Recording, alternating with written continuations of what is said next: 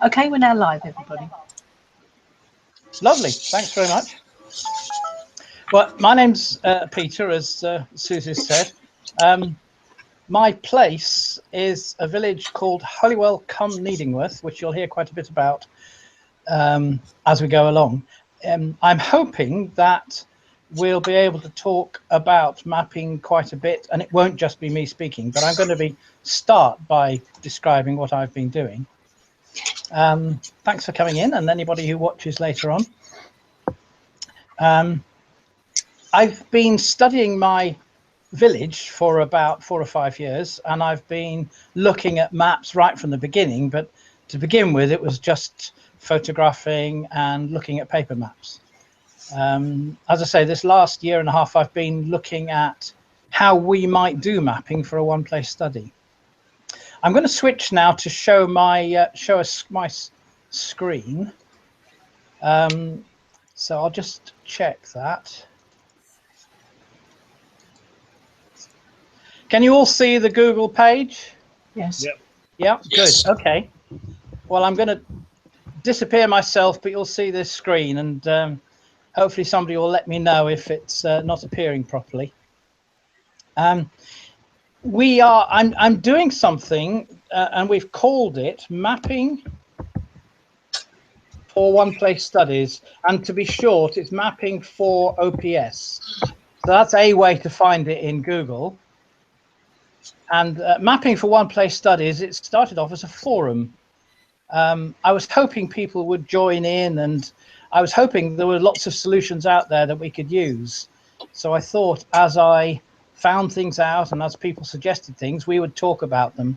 What's actually happened is that not many, some have joined in, but mostly it's been me that's posting to this forum. And basically anything I find out, I try to put into the forum. And I've also used it to document the prototype system I've developed. Here's a link to that prototype system. That's simply called M4OPS. But don't put that M4OPS into Google, because you'll get automatic weapons. I don't know what they are, but I don't want them.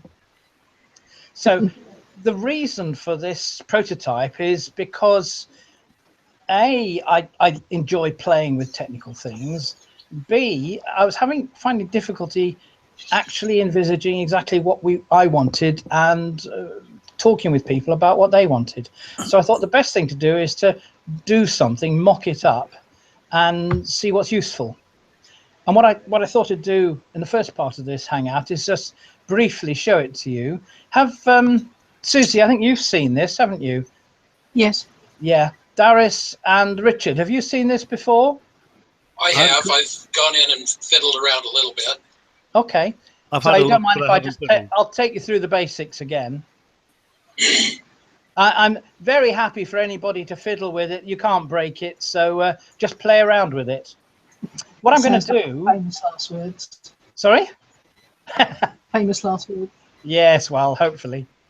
I'm going to use this button here that's pulsing. It's a demo. I've set that up so it basically takes you through the functionality of the prototype and builds it up in a way.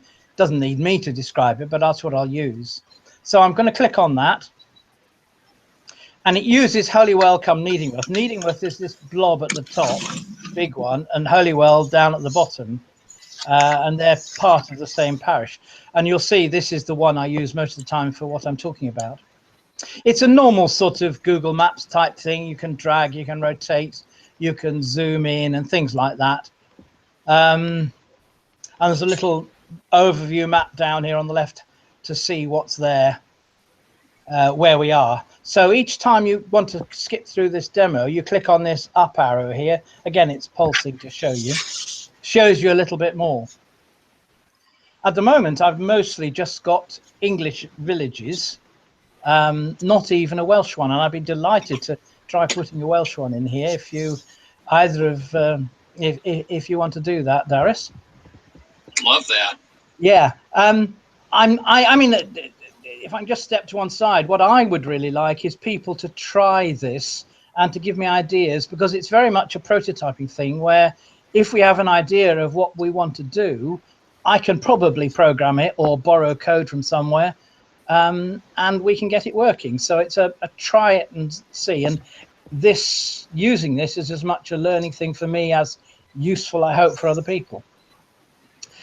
So first of all, we start off with the idea of a region. At the moment, we've just got England and Scotland, but I can add as many regions and maybe English counties as we get more. But that's the region.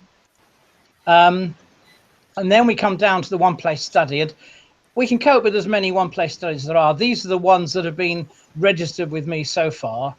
It only takes me a minute or two to set one up, so it's easy to do. Eventually, maybe we could make it so that anybody could do it, but at the moment, I can set them up. So we've got a one-place study in an area, and you can change it just by clicking on here. You can see different. There's Trumpington, for example, that goes to that place, and you can see that. Try the next bit here. There are some buttons at the top right here. You can see there's a home button. If you get lost, you can always go back to the home place and contact me and things. There's and you can provide feedback, and there's a little bit of help as well. The maps work very much with layers, as with most of these mapping things. And there are some standard layers that are available for everybody. This is the Bing aerial view. And there's also OpenStreetMap, which again is available all over the world. And there's also a couple more Bing ones. Those are the only ones I've got at the moment. But so if there are other free ones, we can link into those.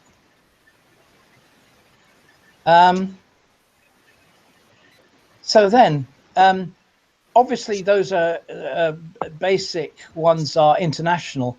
The villages in England, there are certain maps available to everywhere in England. And so now, as we're in Holy Welcome Needingworth, which is in England, there are some more maps available. For example, there's the 1920s, 1940s maps from the National Library of Scotland. There's the Ordnance Survey open data set. I'm hoping to get a better version of this soon. And really anything we can get hold of, I can build into this. Quite a bit of this has come from the National Library of Scotland, so they've been very helpful and I've been helping them. All these different English layers are available. And now, as well as those, there are some others that appear under a different category. This is a category that's available on the National Library of Scotland site, which are not very useful for local studies, but they're 10-inch maps from the 1940s and 1950s of England, various types of things, land utilization, roads, vegetation, that sort of thing, which somebody asked for and we were able to get. So, as well as maps available for England, there's also maps available for my study area. And you'll see here that so they're under different, there's 4 more categories appeared. And one of them is local, one's LiDAR, which I'll come to, and Ordnance Survey, and there's also some test ones. So these are going to be layers that are specific for my study, and other studies can have their own ones. We can build in any maps that you can get hold of, really, and have got rights to show. Let me just stop sharing for a moment. Are you all right? You all with me on this? Yes. Yeah. Very good. Very good. Okay, lovely. I'll go back to sharing it then.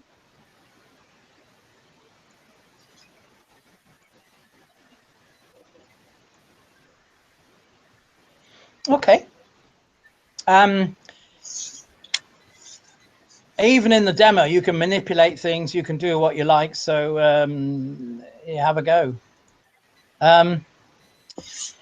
Now, all I've been showing you so far is one layer. It gets more interesting by having 2 layers. And at the moment now, you'll see it's a little bit fuzzy, but that's because I've got 2 layers, one on top of the other. we've got the Bing aerial underneath and the OpenStreetMap on top. I've got a slider here that you can move and show them so you can compare, which is quite fun. So I live over here. And you can see on OpenStreetMap, I've put my house into OpenStreetMap. There aren't many in my village there, but I've done that. I hope you're aware of what OpenStreetMap is. It's free to use. And there's the Bing aerial view of it as well, of that same place. So the slider is quite nice for that.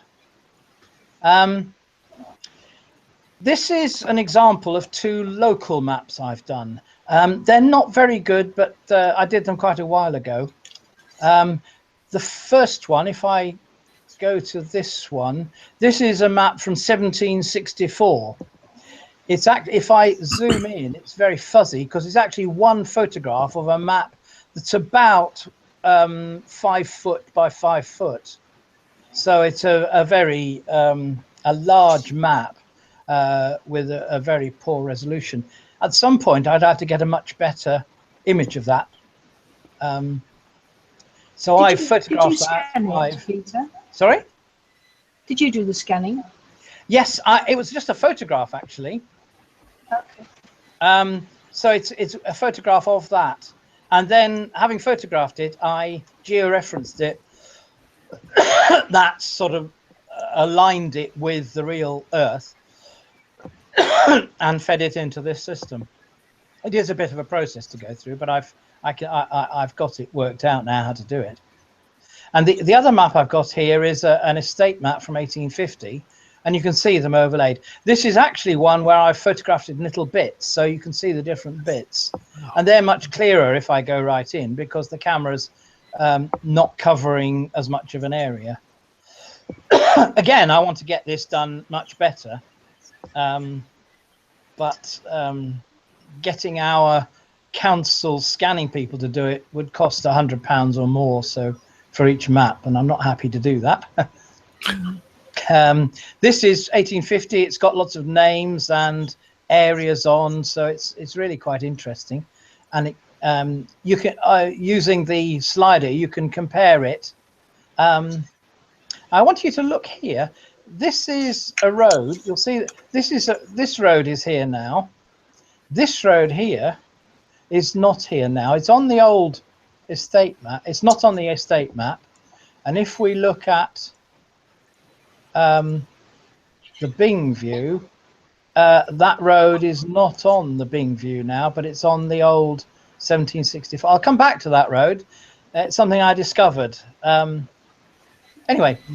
You can see, you can play, you can have fun, and once the maps are there, they're there for anyone to use, really. So another example of a map are the Ordnance Survey 25-inch maps, and these are ones I've got access to quite recently. We can't get access to maps for everywhere. I've got an arrangement whereby hopefully we can get them for some of our studies, and they're really good. The Ordnance Survey 25-inch are, very detailed.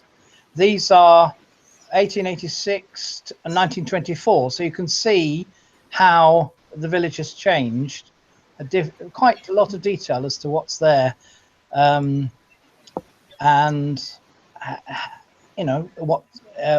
how things have changed. You can compare any maps to any maps. The Ordnance Survey maps are really super for that. And ideally, I mean, if anybody's listening from other countries, we've got studies in other countries, what we can do here is use maps from all over the world. One of the elements of the forum, actually, that I've got, and this is the starting point for the forum, and I've got there's lots of stuff in the forum, and you can search in there. But one of the things I've got there is sources of maps. Sources of maps, and most of these are free. So there's hundreds of sources of free maps, some of which we can get hold of, some of which we can get access to. and many of which we can link to. So I'm looking forward to using some of those from all over the world. Right. Going on to the next version, a map is not just a representation of a satellite image or something that's drawn. This is LiDAR. Are you familiar with LiDAR? I seem to remember the name, but I can't remember what it's for. I've heard talks on it. Sorry? I've heard talks about it. Yeah, it's basically, it's like radar from the sky, and it's giving you height information. Now, in the UK, the LiDAR data is free to use, and it's pretty accurate, now down to about 10 centimeters. So if you look at this image I've got, this is a LiDAR. I've used a bit of software to change the data of height to a sort of black and white thing, and you can see here the remains of that second road here. That's, if I change to using that original, the old map, you'll see that the height of the Earth is just slightly higher where that old road is, which rather excited me. But basically anything that we can get hold of, and a lot of data is becoming available free now, we can manipulate and use in the system.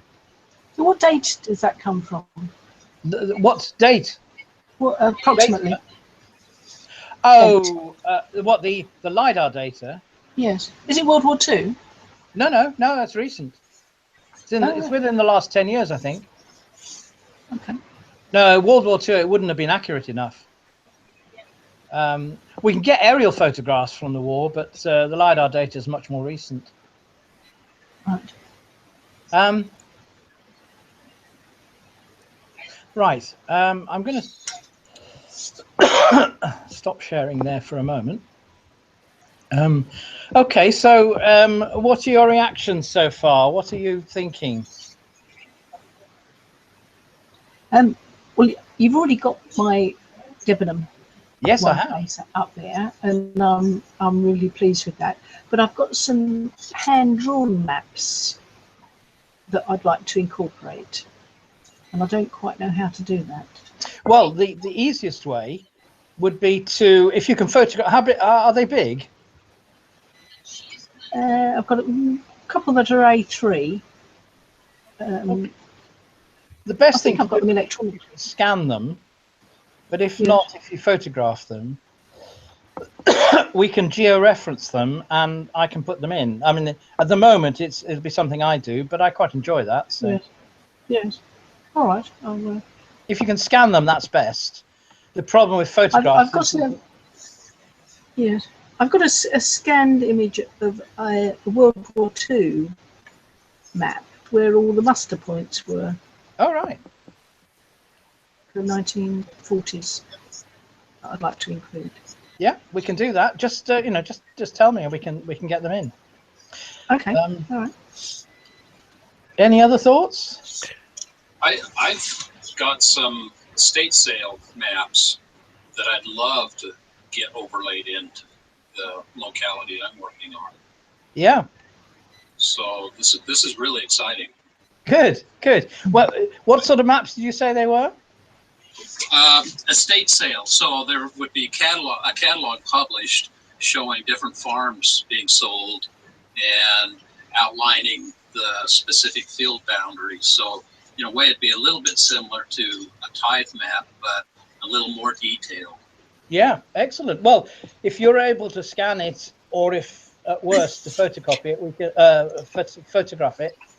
I can get it into your, we can set your village up, and we can put them in. Yeah, I can get those scanned. That's not a problem. Excellent.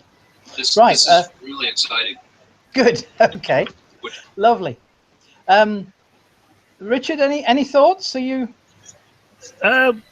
My thought when I started looking at maps probably about 18 months ago, one thing I wanted to do was to put down what the village looked like before for instance, the toll roads went in, or before the canal went in, and then gradually overlay the toll road, the canal, the railway, and try and look at how the village looked before and how it developed from that.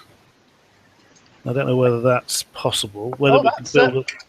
That's certainly possible. I'll show you some things a bit later as to how we might do it.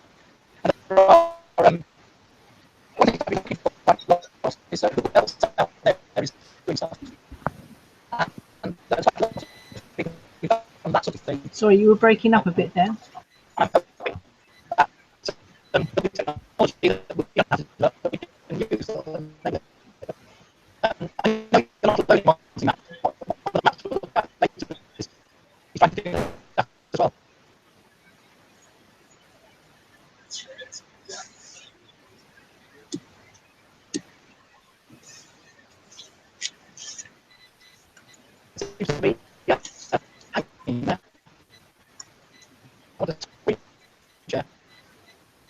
There we go.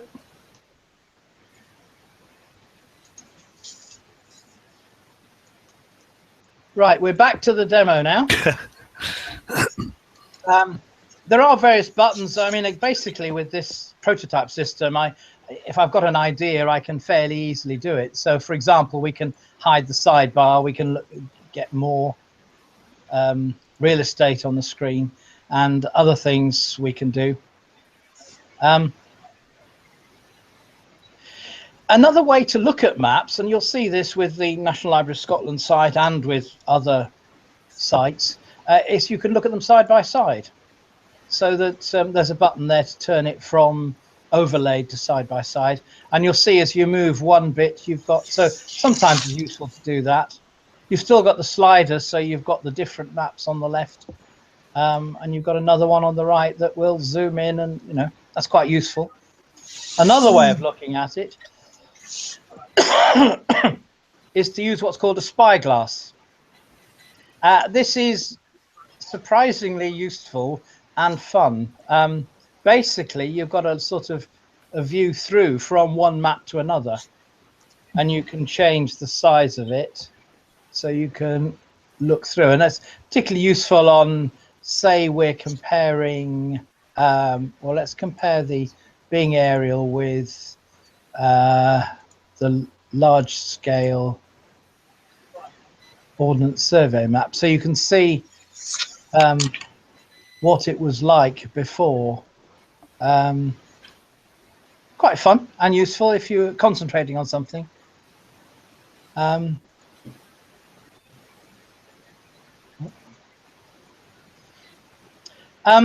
are other things I've built in, like you can actually download a print of the map if you've got permission to. One of the things we do, if you look down at the bottom right,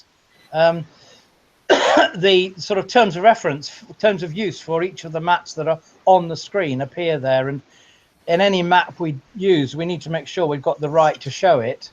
So if you send me photographed or scanned maps, we'll need to get some form of words for what the rights are. That's often one of the most difficult bits. Right, what we've been looking at so far, in technical terms, they're raster layers. They're basically dots, they're pixels, whether they're colored or black and white. And that's the main sort of map you think of when you're thinking of maps.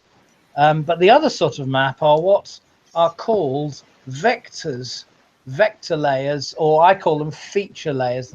So basically they're things we know about. In this case, I've got some pubs. We have about 20 pubs in our little village over the history. We've got quite a few pubs, not all at the same time and not all doing a roaring trade, but we've got these pubs. So these are points that I have put in as to where the pubs were. That's a type of vector layer. It's a sequence of points. This also has a slider, so you can hide them a bit if you want. Now you can have more than one feature layer if you want. I'll show you another one in a little bit from what I've got, and they don't have to be points. This is a feature layer that's got some lines, that's got that second road and some fields on it, and you can draw as many as you want, polygons and lines, so you can build up anything really and that can come from any data that you have. Just as an aside, there's another button beside each of the layers, so that if you get a bit lost, you can go to that layer. For example, the pubs layer. You'll see some of the pubs are right at the boundaries of my parish. But this is an example of another public domain bit of data. This is the parish. So I've got the boundary of the parish, and that took me about 2 minutes to implement because the data is available freely from the Ordnance survey. So you can see a couple of the pubs are right on the boundary of our parish. There's also, you can put in details about the maps. There's a question mark there, and even a key. Some maps have got keys, so you know, a description of the symbols, and there's a key there for that. Right, that's just changing things. Let's look at a bit more interesting stuff. These pubs are just dots at the moment, but I've now got it so that as you hover over the thing, you get a picture and details. Oh, that's nice. So that starts to become quite interesting. That's come from my one place study. I've put in a file which has got those and the images of mine as well. So that's you start to see you can get quite a bit of interesting stuff there. Bit more so, you could have icons if you want. I haven't done much with that, but you can have icons for these points. You can also have events. I've got all the census details for the village, and although most of our census, or none of our censuses have got numbers for houses.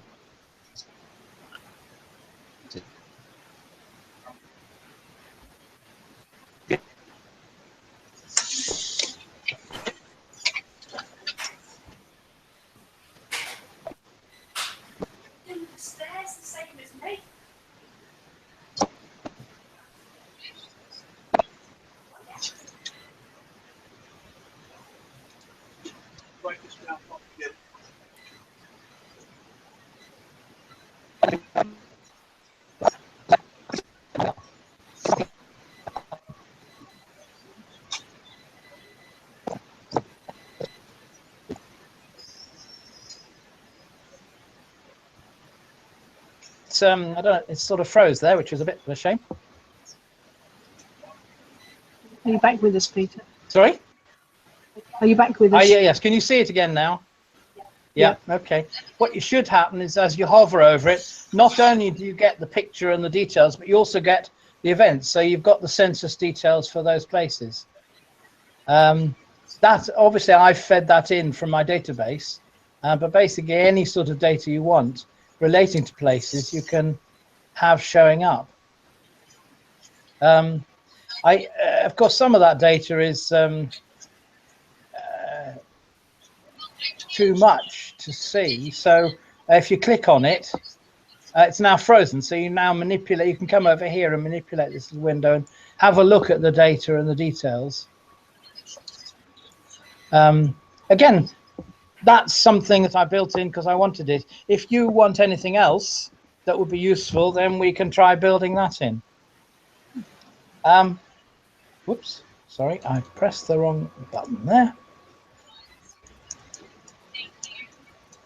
Right, you can also list the pubs, and you've got the same sort of feature there. Those are all the different pubs with their names over the years, and you've got you can see the details. A bit more interesting still, that census data I've got for not just pubs. So here are all the places that I've got census data I'm pretty certain about, and you can look and see again the census data for those places, and with the picture. If you want to look in detail at the picture, I've got it so you can click on it, you can actually zoom in and see it better. That's a modern picture of our only remaining pub in the village in Needingworth now, anyway.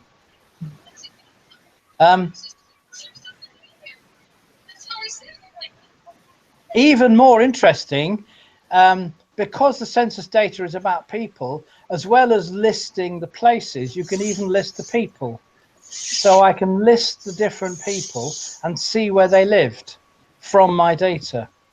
And if we look at, I know that John Ayres, for example, there's John Ayres. I've got a picture of him, and I've got a link that takes me to my website about the village and the people of the village. It take a minute to load, but that's a link built in there that will link you to the guy and all the data I've got and the images I've got for him. Like that a lot. It's nice, isn't it? It is nice. Again, the crucial thing is you having the data, and I can, whatever format it's in, as long as it's fairly logical, I can take it and get it into this system. I've done it in such a way that although technically it's using quite a complex internal structure, you give it data in a very simple structure, hopefully. So another one, this is looking at another one-place study called Heatherset in Norfolk. And Lewis there has been working on the tithe map. And he's created features which are basically fields from the tithe map. And he's got data. You'll see here for a particular field. He's got the name of the field. He's got a number. He's got the area. He's got the owner and the occupier from the tithe map. So we've got that data here, and we can look at it. We can look at it even if we look against. If we look against the Ordnance Survey map. Oh, haven't got it for that year. I've got it for that year. So we can look at the tithe map against different years. I haven't built in anything to any links or anything at the moment, but that's fairly easy to do. And I know Lewis is working more at this. Lewis did a blog for our society blog about creep, which is all about how he started with a simple question and ended up looking at an awful lot of the village. So I know life is busy for him. Anyway, how did he draw those? Draw the fields, Peter?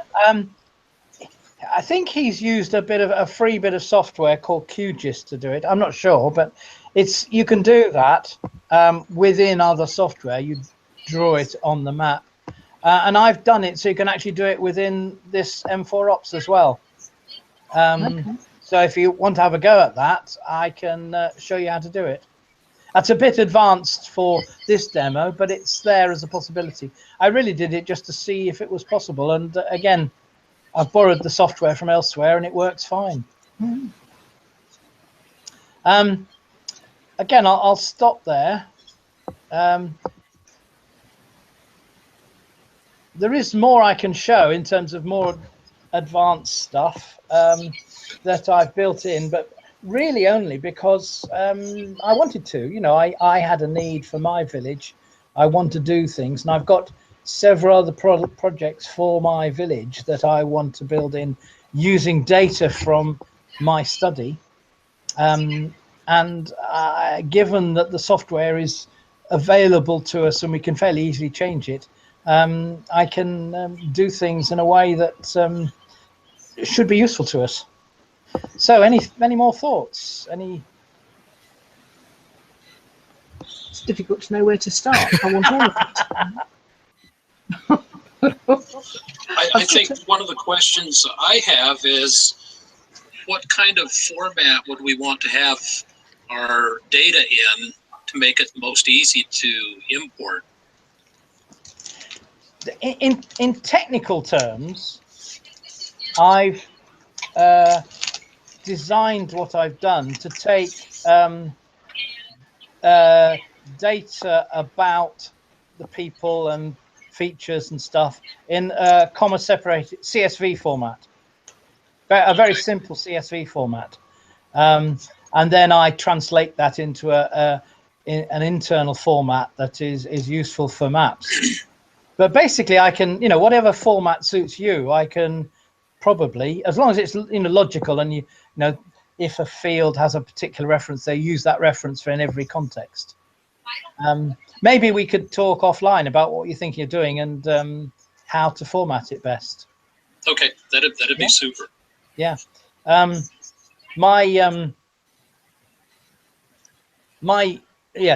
best way probably is to contact me through the forum or the mapping thing itself. You can give me feedback. Yeah. I forgot what I was going to say. Sorry. Good. What I will need to set up your village is just how you spell it. I could probably find it on Google Maps and put it in basically, but then we can take it from there. It's fairly easy. Okay, I'll shoot you an email. Yeah, great. Okay, Susie, I haven't looked at Debenham at all. I don't know. Would you like to look at that a bit? Yes, that'd be nice. Okay. The village next door to where I live have contacted me because they have got a map from the 1700s, and it's 9 feet long by 5.5 feet wide, and they've asked me if I could scan it. Well, that's interesting. They've had a quote from somewhere else for about almost 600 quid. Oh, it's a lot, isn't it? I know. I'll show you something then in light of that, what I did. I'll go to screen share again then. Okay.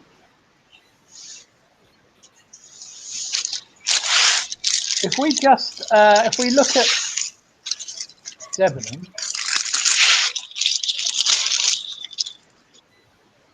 So there's Debenham. And I think, I don't know if you've seen this, but the Ordnance survey maps I've got for you are 1884 and 1903. Right. Yeah. So those quite nice, covering that area.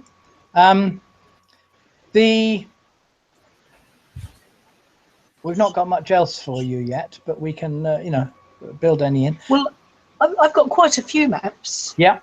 I just don't know what to do with them. Okay. Yeah, basically it's let me show you what I've done on some things. I'll go back to my my village. You may have noticed a category called test. That's me, where I've been testing out some techniques. This is a map I did where I just took a photograph of the complete map. Now that came out not too bad. But when you zoom in, it's quite fuzzy, but it's something. So that's just, yeah. I used my my own digital camera with a monopod, so it was still. And that's just one thing. Another, is that me? That's not me, is it?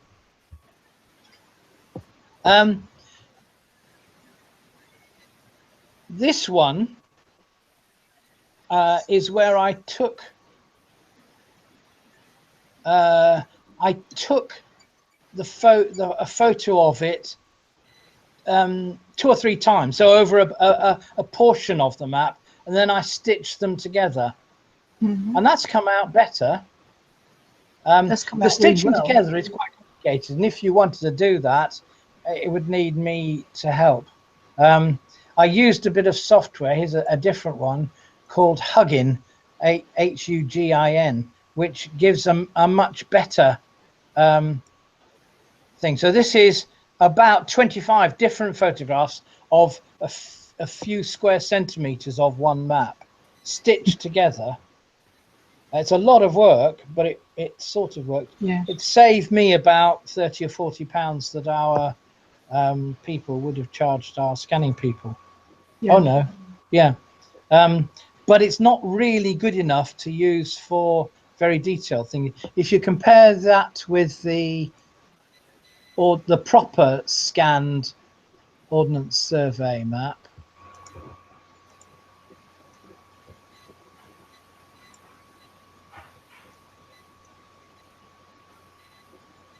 oh, it's actually not much. Oh no, it's not covering that area. That's right. So the proper scan of Ordnance Survey map is much better than that photograph. Yeah. I'm hoping actually to have a meeting with our archives people in Huntingdonshire, because somebody has suggested to me that they might be interested in this as a way of getting their maps out to the public. Yes. Some councils have got maps already scanned, and if you're down in the West Country, the Know Your Place people, in fact, if I skip to Bristol, now Bristol isn't a one-place study, but I've set it up as that because the Know Your Place organisation, or Know Your Place West in Bristol, has got lots of maps available, and they're available for us to use. So there's a lot of maps they've got that we've got access to. So I wish somebody was doing a study in Bristol, but could use it. In fact, they're beginning to do things in Somerset. So we do have stuff for Dunster in, where are we? We go to Dunster. There's Dunster. So there's some.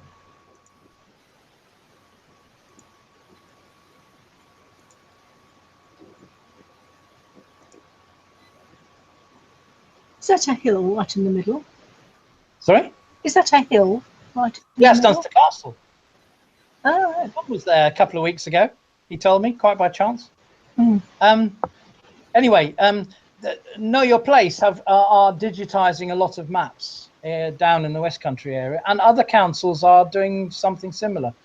But what I wondered, and it's been suggested to me by somebody within the council, was that they might be interested in, because they want to use their archives and they want to get them out to the public, they might be willing to digitize and use something like this to get stuff out and used.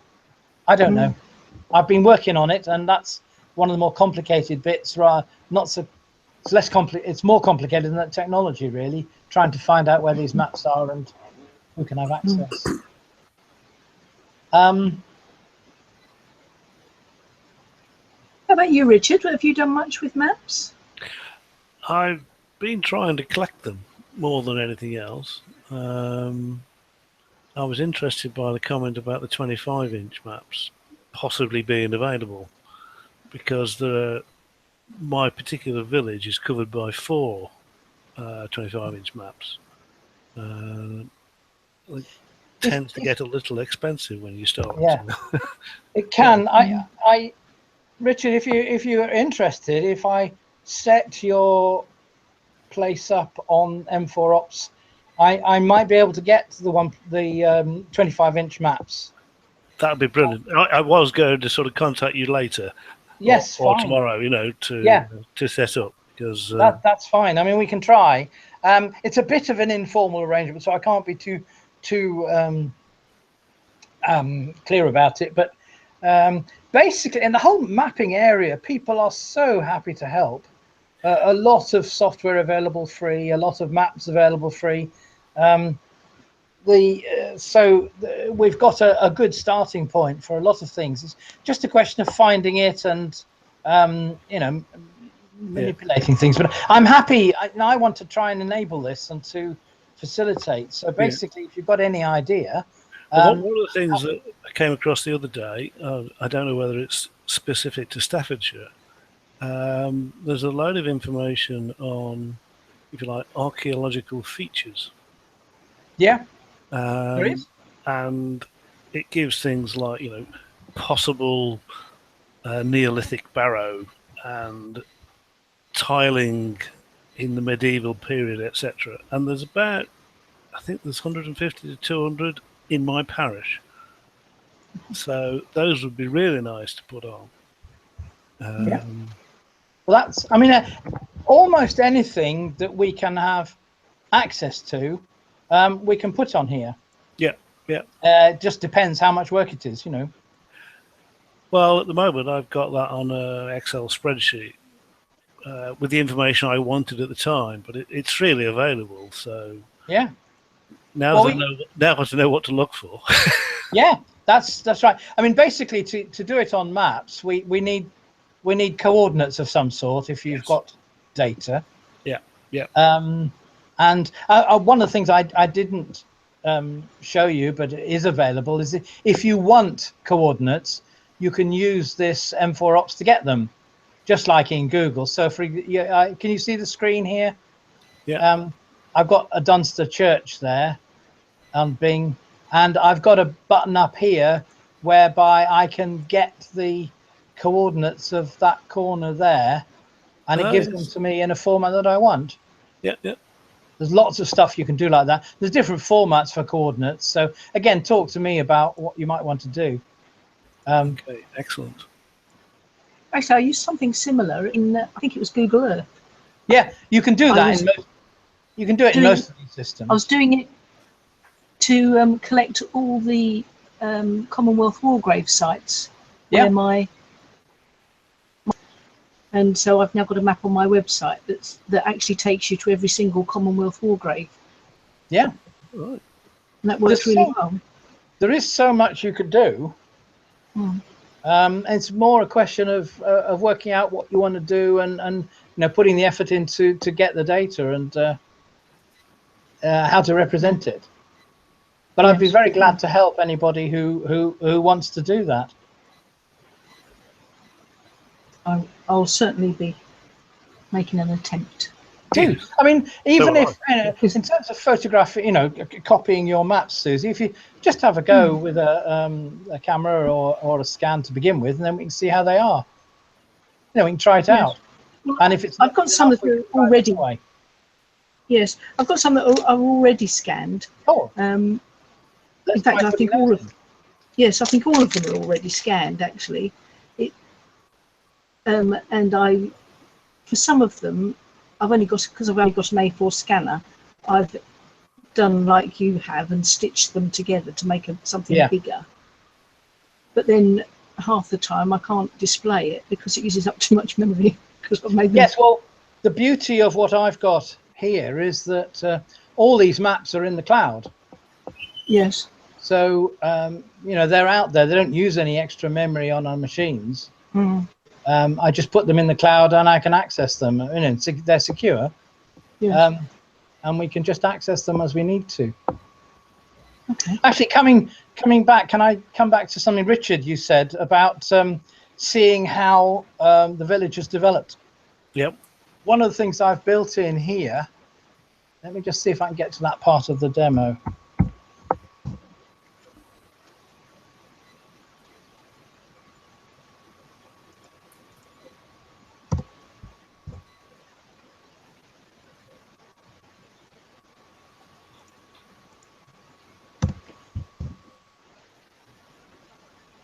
Right.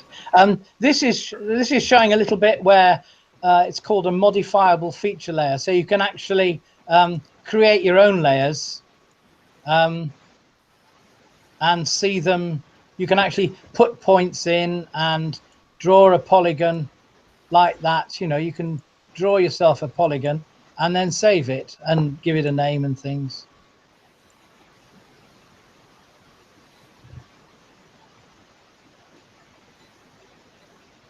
But the thing I was going to say, Richard, is that there's also the concept of time in it. Yes. So, for example, those census entries, and down here I've got some time bars, that sliders, same as above, but they're basically timed.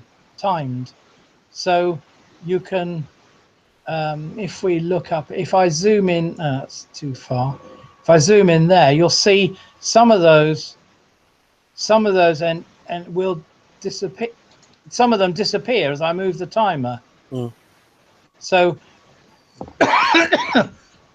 they've actually got time things. That particular building isn't there now. So so you can do things like that with timers, and as long as you've got the data.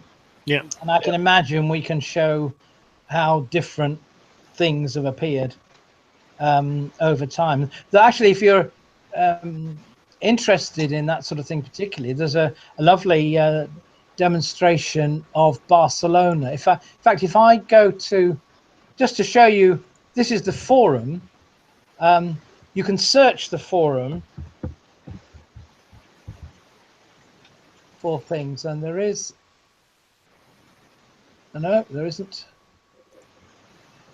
Okay, I thought there was.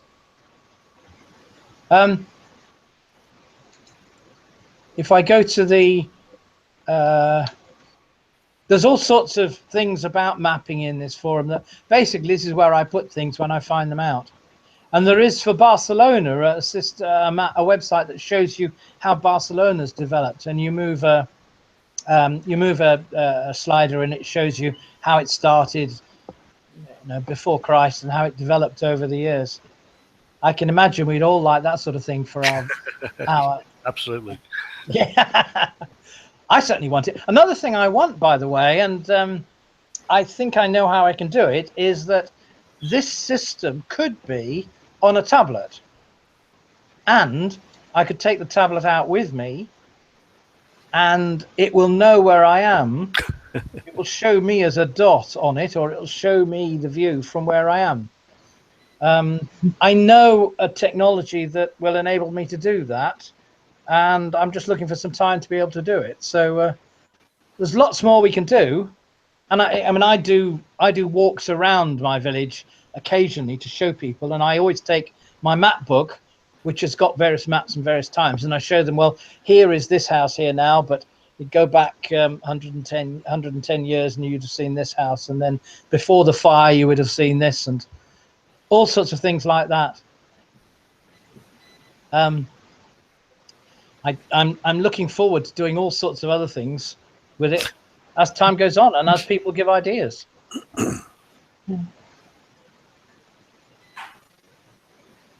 Excellent. All right. That's fabulous. Have I exhausted you? I think you filled my brain up. You're inspiring, Peter. Oh, good. Good. Exactly. It's second that. Yeah, I've heard it, yes. All right. Well, we're nearly up time-wise. Yeah. Richard, any last questions for Peter? And I'd need to sort of sit down and sort of think it through properly and come up with a whole list of questions, I think. Yes, do. I'll do separately. Very happy to communicate separately. My own email, you can contact me via the society or that website. Yeah, I've got a one place studies address as well. Okay, I shall be doing that. Lovely. Look forward to that, and apart from holidays and looking after grandchildren and gardening and everything like that, it does only take me a few minutes to do setting up a new place and things. Wow. How about you, Darius? Any questions? I don't think so. I think what I've got to do is get in touch and get started on things. I've got lots of ideas. I've thought about different things that I might do over the years as I've been researching this locality where my ancestors immigrated from. And I think one of the first things I'd like to do is get the chapels all pinpointed on the map because there's so many nonconformist chapters. I can do that now for you if you want. Okay. Again, because there's a website that shows them.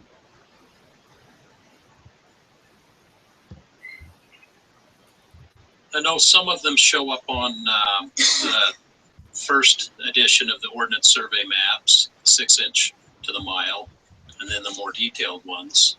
So there's some good information available. Oh, look at that.